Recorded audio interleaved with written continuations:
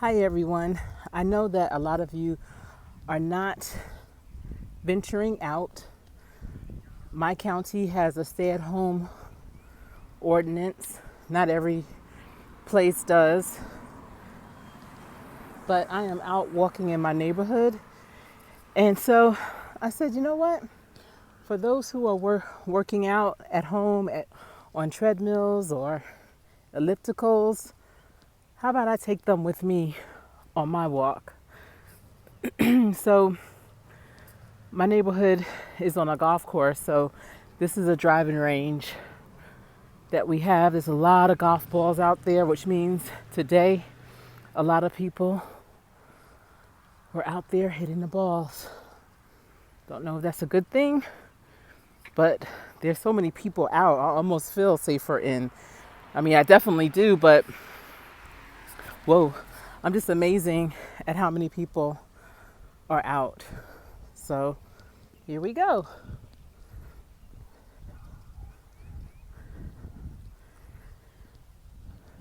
What have you been doing since being quarantined in your home? Are you able to work from home, or has your work stopped because you're home and you don't have the ability to do your work? Fortunately for me, I'm able to work from home. I do have a laptop for my position, but I also, oh, you can go ahead. I also,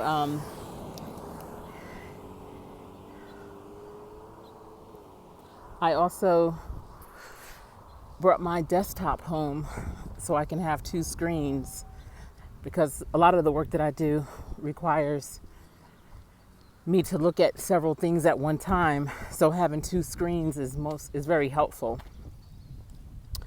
And I actually like it. I thought I would be very distracted by being home, because home is so comfortable and everyone's there and the kitchen's there and everything, but I really was able to spread out and set up in a nice area, and it's very comfortable, and I'm not disturbed at all because everyone in my house is doing something, either their schoolwork or business. And so yeah, you see that? That's for the golf carts to come down. So I'm across the street here. Nobody's driving. So I'm actually more productive. I feel like I'm a little more productive at home because I'm not disturbed by people. Isn't this so beautiful? I should take a picture. Oh, I think this will be my picture.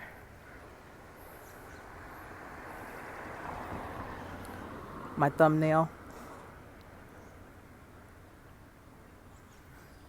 So yeah, I find myself being very productive, and at the end of the day, I'm actually more tired than when I do have to drive in to the office, which is remarkable to me. I'm like, wait, my end of the day is earlier because, I don't have to commute. So of course I get home, get back earlier, but I'm tired. My days have been filled with lots of information and developing things, and I'm really just trying to prepare for when this is over, because this will be over. And when it is, I don't want to just at that point start. I definitely want to be in a place where I can just continue, because starting can be challenging, especially after going through a situation like this. So luckily, I like their ivy. I wonder if they have a lot of ants inside their home making their way in. But because I know personally, well, I'm winded. Personally, I don't prefer to have greenery up against my house. I don't mind it around the house, but up against the house, I don't prefer it, because sometimes it allows opportunities for the creepy crawlers to sneak on in. So I prefer to try to keep things trimmed around the house as best as possible. One time when we first moved to Charlotte and we had our first house here in Charlotte, it was a beautiful home, and something flew in my eye. And oh yeah, in our bonus room upstairs, I remember by the window there were these ants, and I think they were called carpenter ants or something like that.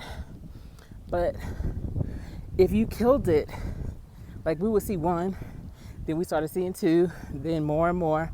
And what was happening is, as we were killing them, their tribe would come to try to find them. And so when that happened, it made us have even more ants. And so we were trying to figure out, how were they getting in the first place? So we had the exterminator come in and realized that they were coming in from the tree that was leaned up against the window slightly. And so they trimmed that tree all the way back so that it would, not give them a place to be able to latch onto. And so then when that happened and they sprayed or whatever, we never ever had that problem again. But whatever type of ant that was, that's what they would do. They would come back for the bodies, and they would come back double, triple, quadruple the amount each time. More and more were coming, and I just thought that was just the craziest thing. But I wanted to walk down here by one of the parks in my neighborhood, because my daughters had told me that they had taken down the backboard and the rims and everything off the basketball court to prevent people from playing basketball and to help with social distancing. So as you can see, that's a very nice basketball court, and yeah, no basketball rim, backboard, or anything. I'm gonna actually walk down there. So, and I'm glad they did that, because when I went to pick up my daughter from school, from college, oh my goodness, you guys would have thought it was a family reunion.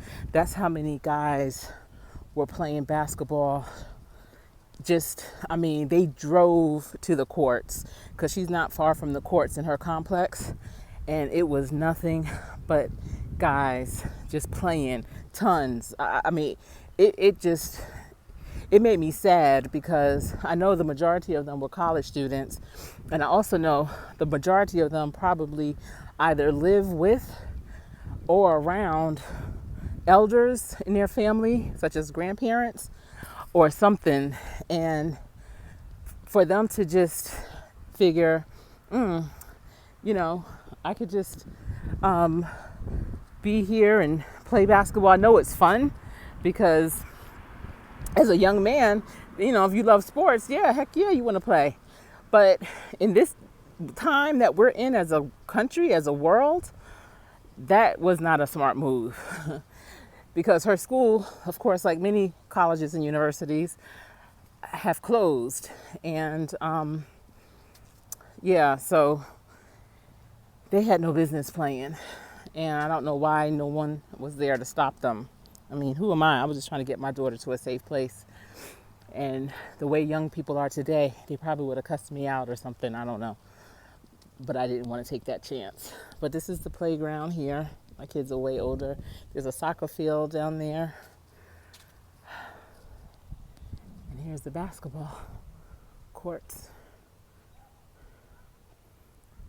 No backboard, no rim, nothing.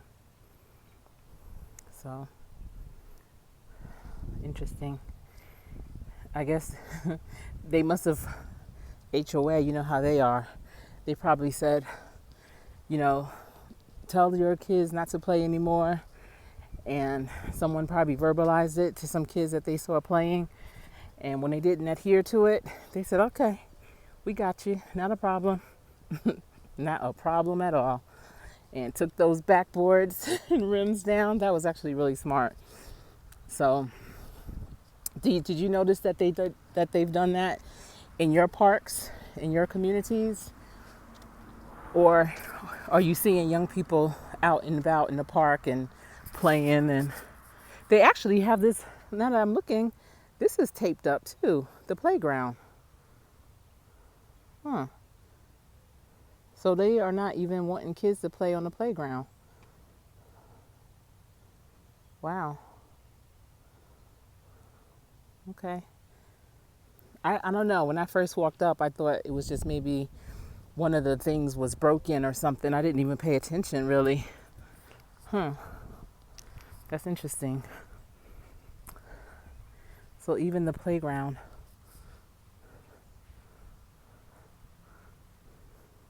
is taped up.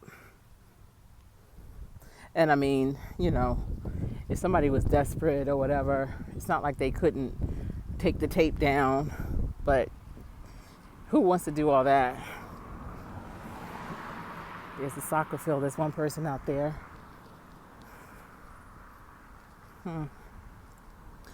Like I said, now in the morning when I work, I see a lot of people walking past my home, jogging, riding their bikes, walking their dogs. Okay, so you can play kickball or softball or something like that. They have the cage, which is pretty cool. So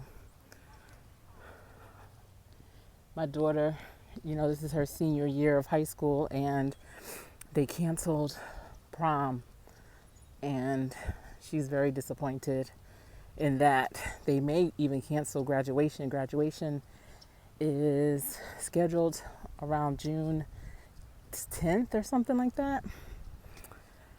So graduation may be canceled, and I mean, she has the school that she wants to go to. She got accepted, but the weekend for new freshmen to go and experience the school, you know, overnight and everything, that's been canceled. We haven't paid our $500 deposit yet, so I don't know. I'm just kind of waiting and see what the situation is going to be, because, you know, this, who knows if even in the fall it's going to be available, open. I was talking with a mother, and her daughter is a freshman at my son's school. And, you know, my son is 21, so I don't really keep up with what's going on his campus. I know he has a good GPA, and I know that he just has a couple of classes to take. He was going to take them in the summer so he can graduate well, he'll be finished in June. He won't be able to walk. Well, now I think that graduation's canceled in May, but he wasn't going to be walking in May. So, you know, he's taking care of his business. I don't really have to worry about him. And they said that for that school, they're allowing the students to determine, I mean, they're not going to be learning anything new. They're basically going to just give them a pass or a fail, or they could just finish the work, I guess, that's due, and then they will be graded that way. But, you know, I think they can kind of pick and choose how they want to do it.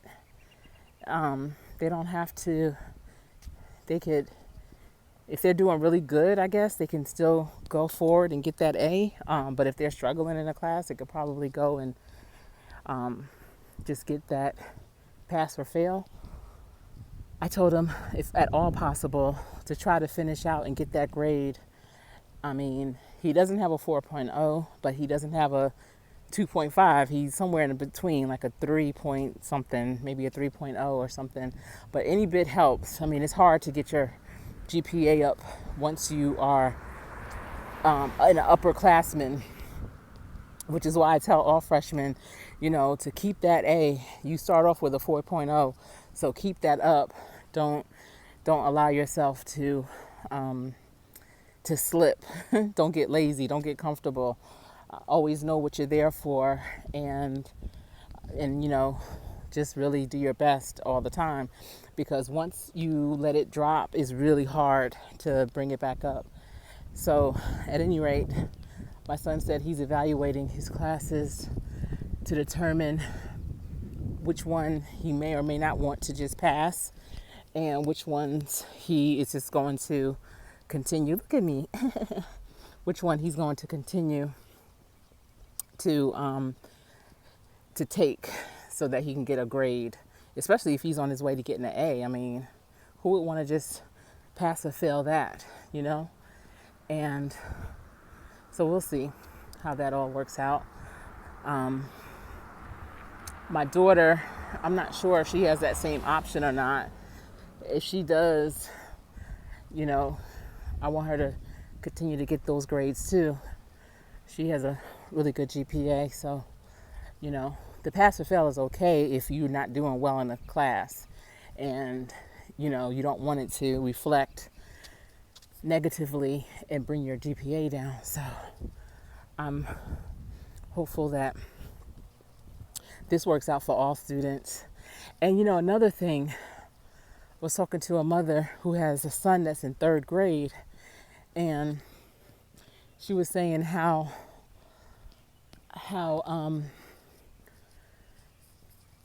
they're not teaching them anything new. It's going to be just like really nothing, because they're not going to take their standardized test, and because of that, they're not teaching them anything new. So she's wondering, well, if that's the case, then are you saying that in school after February, school doesn't matter? Because how is it that from March until June, they weren't going to learn anything new? They were just going to be reviewing for the test.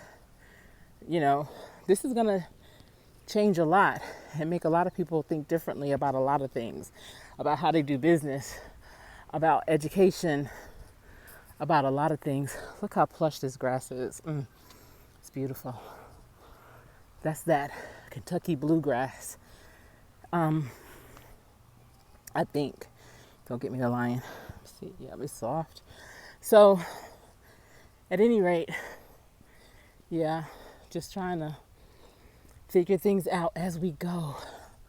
It's a lot to consider, My legs look so long. So anyway, what I recommended to her with her 3rd grader, because 3rd and 4th grade are those years in school where you're either going to, this was like a Christmas tree, where you're going to either love school or hate school. And especially for boys, especially African American boys, things can happen in that year that can change their mind to what they think about school. And so it's going to be really important for her to, not let him get off his grind. So I told her about making sure he reads and takes like reading comprehension, do reading comprehension regarding the things that he reads, because comprehension will help with math, science, English, social studies, history, all those things. And so, oh, that's a cute dog, Great Dane. So, I told her to make sure that he reads every day. If he can write a short story about something he read, put himself in the story, write a different ending, draw a picture, anything, just so that he's retaining what he just read and is able to kind of retell it. That's going to be important. So she said she's definitely going to do that, as well as work on some math skills with him. And I think those two together will be great. You know, it doesn't make sense in her just continuously trying to go over what the teachers would have been going over. At this point, you could go for it.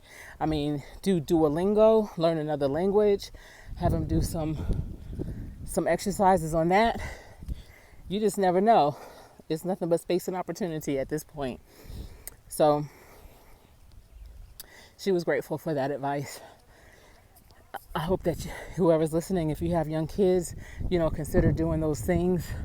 Have them do puzzles, put together jigsaw puzzles. Those types of things will be very helpful too. And just reading. I can't express the need for that enough. I work with a lot of grown people, men in particular, black men in particular, that comprehending what they read is challenging, which is why I'm glad that for my apprentices and interns with the soft skills, we read and we have scenarios, and I really pull out in them. These trees are beautiful. I really pull out in them to, first of all, contribute, read aloud. And I remember when I first was getting ready for my first class with these particular men, a trainer that had been training them for a few years, he was like, "Oh, Sherri, now these dudes, they're not going to want to read out loud. Some of them can't really read like that." I said, "Oh, in my class, they're going to read." And this house is beautiful right here. And so he said, "I don't know. We'll see. I'm going to trust the process." So sure enough, when it was time for the class, and the first thing I tell people regarding my expectations is that everyone's going to participate. Everyone is going to read. There's no right or wrong answer. It's just what's true for you. This is an opportunity to grow. I need everyone to play full out. Put your phones away. Have respect. Respect me, I'll respect you. And let's get it done. And it's a 32-hour soft skills training. And I never have had a situation where someone says, "I don't want to read," or "I can't read." I mean, I'm not going to say that I hadn't had a situation where someone was reading and they stumbled. That has happened. Where they may not have known all the words, or they got the words mixed up. But even at that, no one's ever laughed at them. No one's ever, made fun or jokes about them to their face or behind their back. Everyone's been very supportive.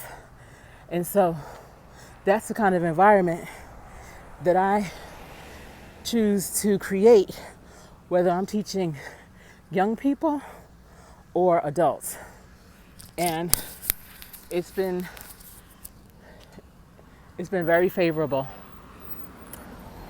I'm not mad at it. So,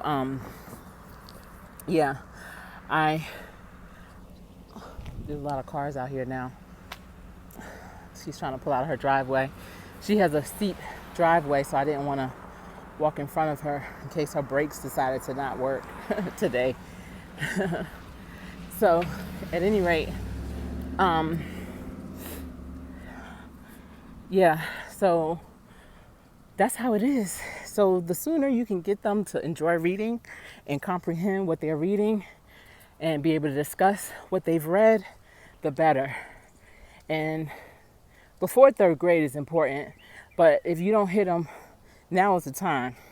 And it's never too late because, like I said, I have grown men that are used to not contributing in a class. I have grown men that are used to just giving I don't know answers or yes and no answers. And in my class, they have to give full, detailed explanations of why. They have to really be descriptive. And they really grow from that experience. So, whoo, y'all, it is coming up to 30 minutes almost. I've been walking and talking. I guess I could have done my first live today, but I can't figure that thing out yet. I think I'm going to use StreamYard because a lot of the YouTubers that I follow and subscribe to and part of their family, that's what they use, and it seems to be a successful platform. I pretty much do everything via telephone, so I need to be able to do something where I can, use my phone. I'm not too sedentary, so that's the way that goes for me. Yeah. So you guys, I'm gonna get ready to go because I want to capture this picture of this. Ooh, this is so beautiful, this scene of the golf course. So I will catch you later. Thank you for tuning in. I hope everyone remains safe during this time. And until we speak again, this has been Real Talk with Coach Sherri.